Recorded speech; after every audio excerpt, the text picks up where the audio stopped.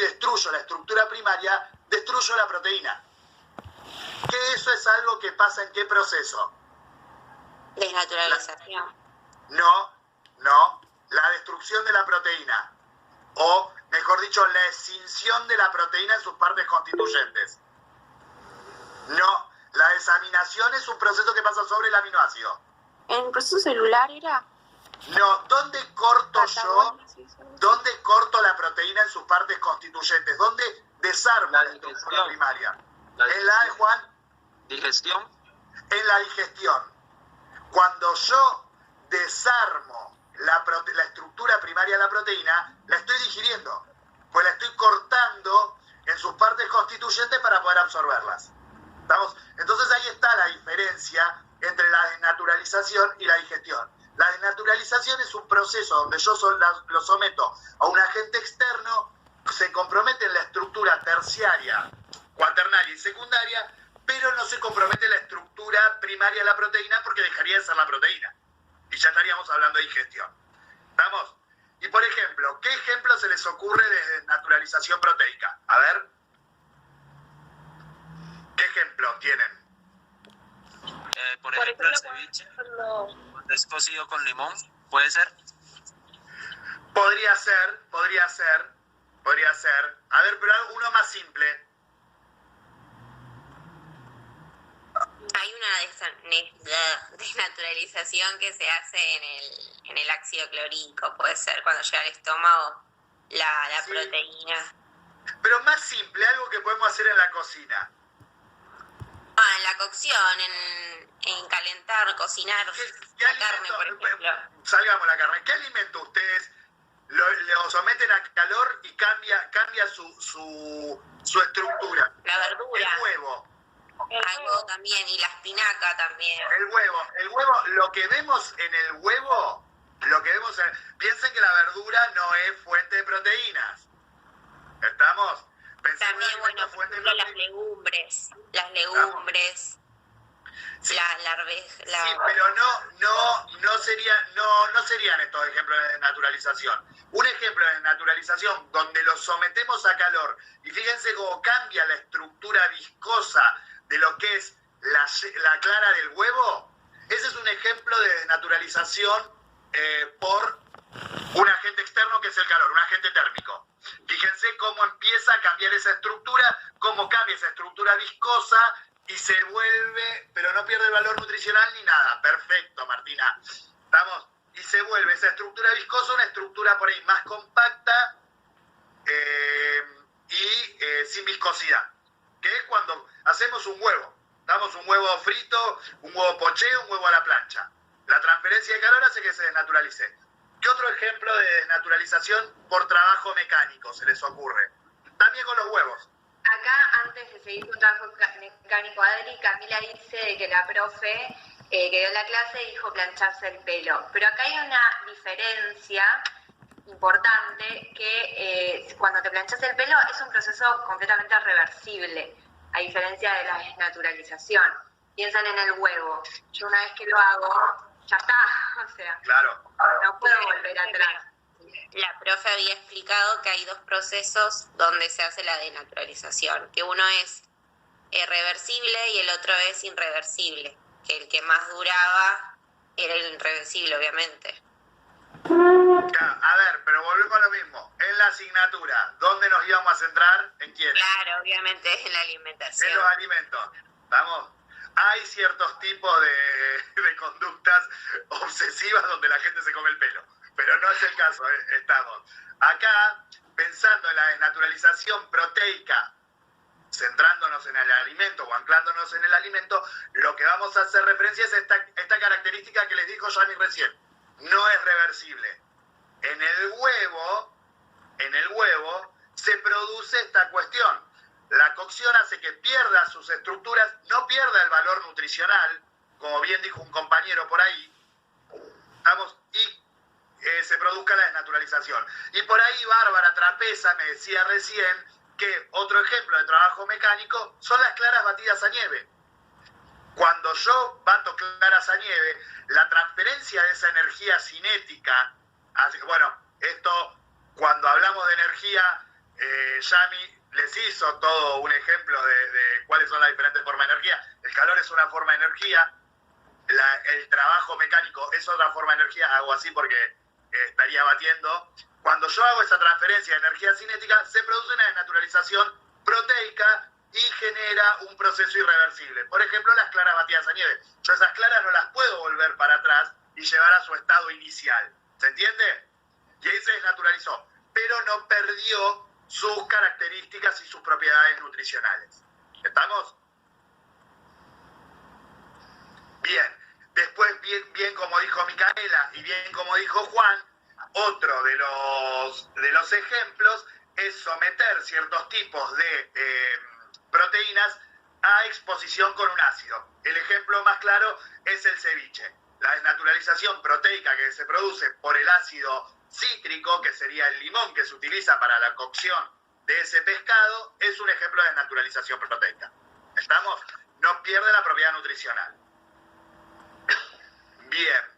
De proteínas. Bueno, alimentos fuentes de proteínas. ¿Cuáles se les ocurren? Carne, huevo, leche. Perfecto. Hombres. Carne, pollo, huevo. El pollo es un tipo de carne. Carne, sí. Pollo y pescado son carne. ¿Estamos? Y cerdo. Son carnes. Después eran otros tipos de carnes. Pero son carnes, recuerden.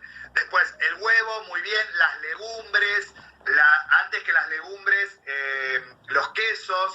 ¿Está? ¿Estamos? Y recuerden después que hay una clasificación de las proteínas teniendo en cuenta el valor biológico. ¿Eso? ¿Se lo acuerdan? ¿Recuerdan lo que es el valor biológico de las proteínas? Puede ser uno que sea alto valor biológico y bajo valor biológico, depende de la cantidad y la calidad. Exactamente, depende la cantidad y la calidad de qué. De proteínas, o sea, de proteínas esenciales, aminoácidos esenciales. Exacto, de los aminoácidos esenciales que contiene. ¿Estamos? Todas las proteínas de origen animal son proteínas de alto valor biológico y las proteínas de origen vegetal serían de bajo valor biológico. Ahora bien, acá lo que nos ayuda mucho es a pensar la alimentación integralmente. Nosotros no comemos solo cereales o solo verduras, ¿estamos? Entonces lo que hacemos es combinaciones. Y esas combinaciones complementan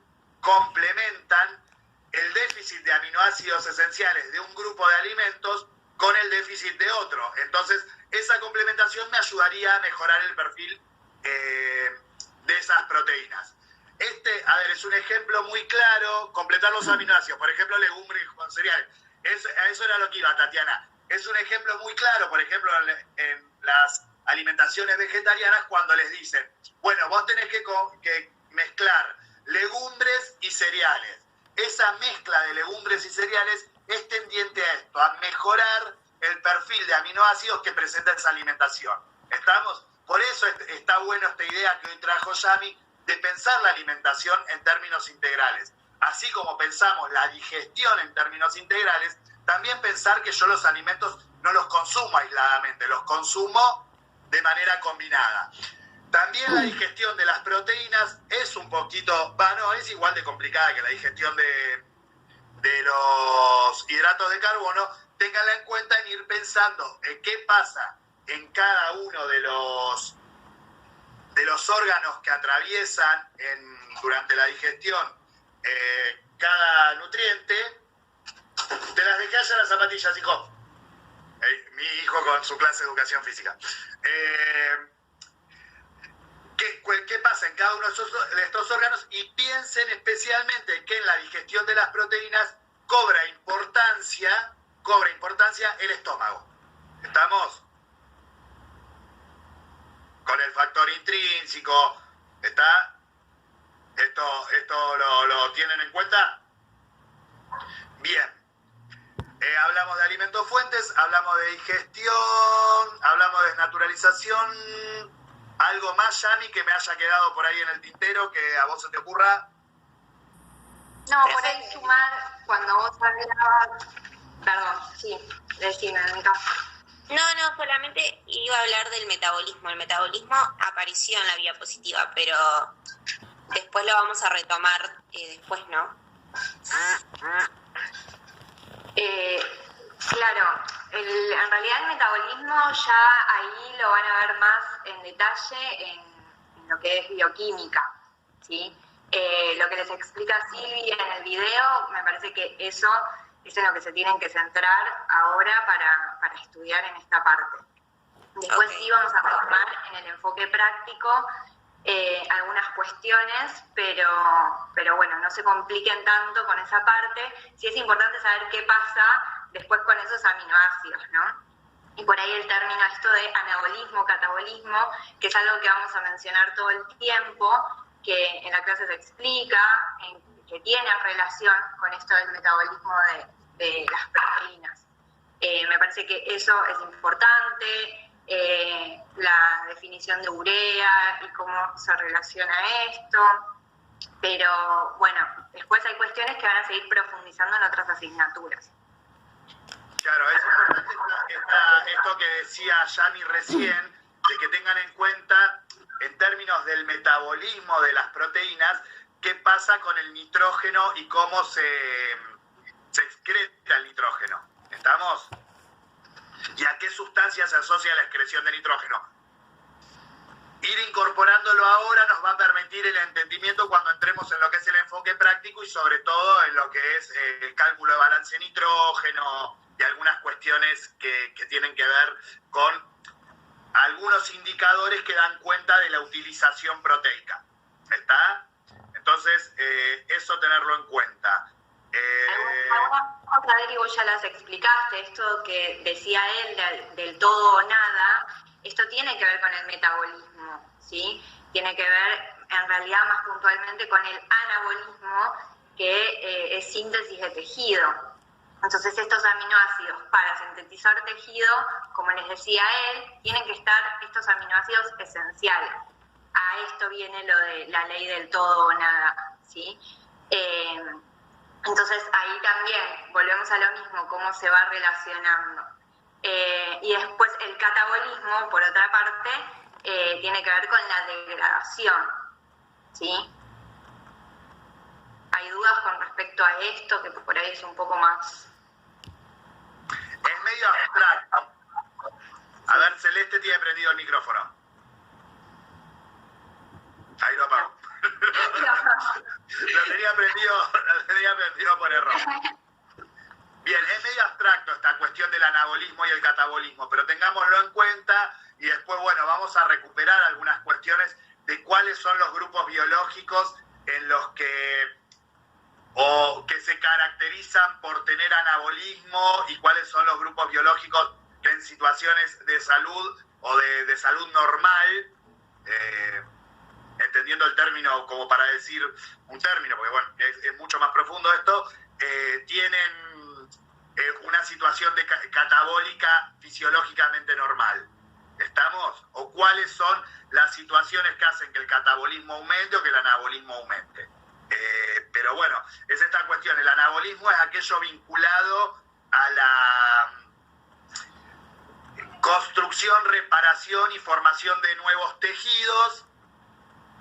Por ejemplo, los niños está vinculado o es una asociación que pueden hacer con el crecimiento del anabolismo, mientras que el catabolismo es una asociación que se puede hacer en la antipódica, o decir que tiene que ver con la destrucción de ciertas estructuras. Entonces uno empieza a pensarlo más en los adultos mayores.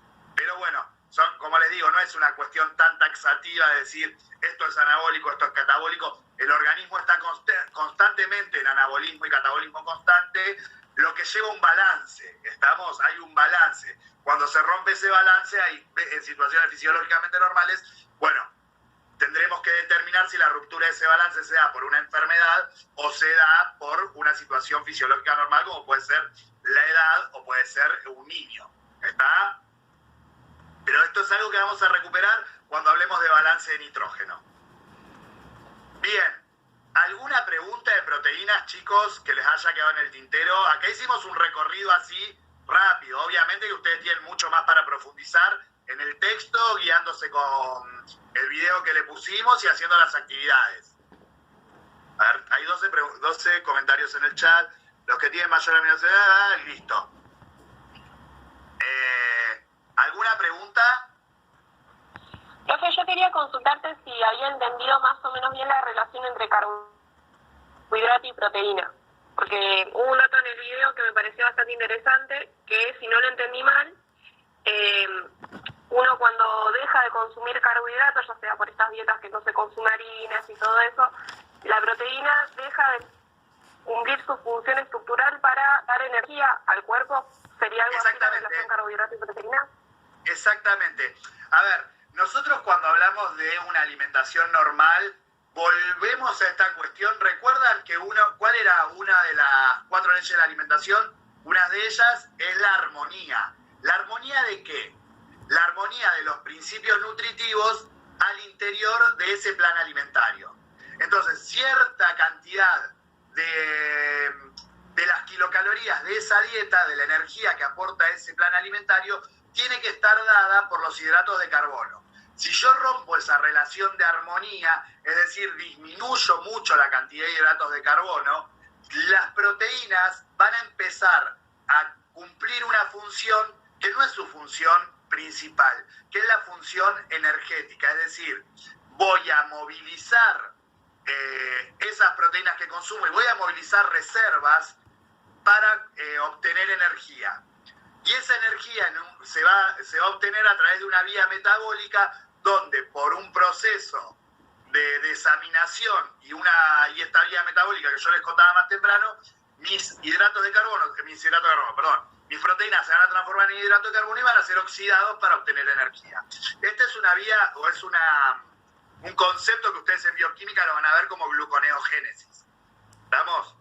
Se genera glucosa a partir de otros sustratos. Recuerden que los tres macronutrientes, una de las características que comparten es poder generar energía a través de reacciones oxidativas. Es decir, si yo viene a colación de esto del factor de Atwater, si yo quemase completamente un hidrato de carbono, 1 gramo de hidrato de carbono, obtengo 4 kilocalorías. 1 gramo de proteína, obtengo 4 kilocalorías. 1 gramo de lípidos, obtengo 9 kilocalorías. Bien, lo mismo pasa en el organismo, pero lo que tengo que hacer es transformarlo por una vía metabólica para poder oxidarlo y obtener la energía. ¿Está? Entonces, cuando yo tengo alimentaciones donde se rompe esa proporcionalidad entre los diferentes tipos de nutrientes, lo que va a pasar es que las proteínas van a dejar de cumplir su función principal, que era la función plástica y estructural, y van a empezar a cumplir funciones energéticas, que no es lo común en el organismo. ¿Vamos? No es el combustible común del organismo. No, porque... No son las proteínas. ¿Micaela? Porque, o sea, la proteína puede pasar a cumplir su función energética, pero otro macronutriente no puede cumplir la función de estructura, o sea, estructural. O sea, no puede pasar un lípido a construir los tejidos. Exactamente. Muy bien esa observación. Me corrí porque voy a enchufar la compu que se está quedando sin batería. Eso como bien,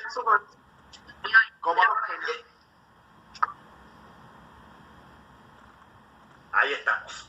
Como bien dijo Micaela recién, tiene que ver con esto, con que la proteína puede aportar energía, pero no hay otros nutrientes que puedan cumplir la función estructural que cumple la proteína. Estamos entonces, en ese sentido, cuando vayamos al enfoque práctico, vamos a ver que existen diferentes métodos para evaluar lo que es esta proporcionalidad y cómo asegurarnos que la proteína cumpla esa función que tiene principalmente. ¿Estamos? Eso se entendió. Y a ver, ya había otra pregunta por acá en el chat. Profe, una pregunta con respecto al cuestionario de la clase pasada. No me saltó la nota. No sé si después las van a pasar ustedes. El cuestionario cerraba hoy, ¿no? El tema del cuestionario, el tema del cuestionario es que está configurado para todas las comisiones, que aparezcan las respuestas y cuando se cierra el cuestionario para todos y todas. Entonces, cuando se cierre, hoy, creo que hoy ya es el último día, ahí les van a hacer las respuestas y la nota. No sé, creo que sí era el caso del cuestionario. Así que tengan en cuenta eso, si no les aparecen las respuestas o algo, es porque está configurado de esa manera, ¿sí? Tienen que esperar un poquito para que aparezca. Antes pasaba que cuando terminábamos un trabajo aparecía la nota. Sí, es que esto tiene que ver con la nota de cada cuestionario. Te pueden copiar para que aparezcan en el momento o para que también más, cosa de que a todos les aparezca. Así que bueno, eso puede ir variando dependiendo del tema y el tipo de cuestionario.